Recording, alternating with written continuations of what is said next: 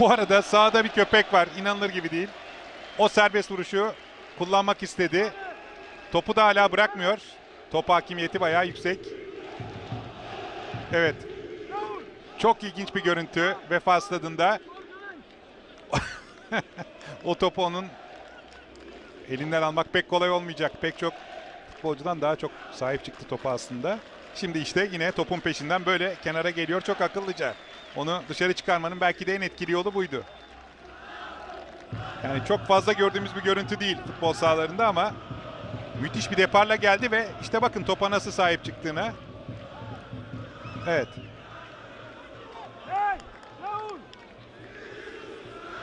Belli ki burada bayağı bir antrenman yapmış. Şimdi kaptan Zeki baktı ki olmayacak, onu aldı, kucakladı. Sahanın dışına işte böyle çıkarıyor. Demirlerin dışına çıkarmazsa tekrar geri gelir o. Evet.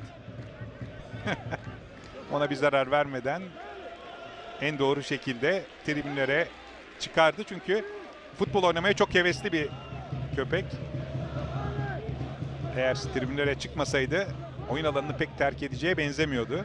Koray'da kaldı top. Evet, ilk yarıda sahaya giren minik Afacan ikinci yarıda da yine bir yolunu bulup sahaya girmiş durumda. O topu da vermeye çok kararlı değil. Hakem aldı bu kez topu. Topu buldukça peşinden koşuyor gerçekten de.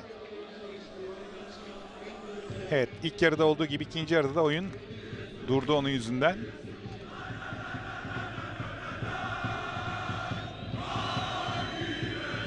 Evet, sağ dışına böyle çıkartılıyor. Onun bu top sevgisi her iki yarıda da sahaya girip oyunu kesmesine neden oldu.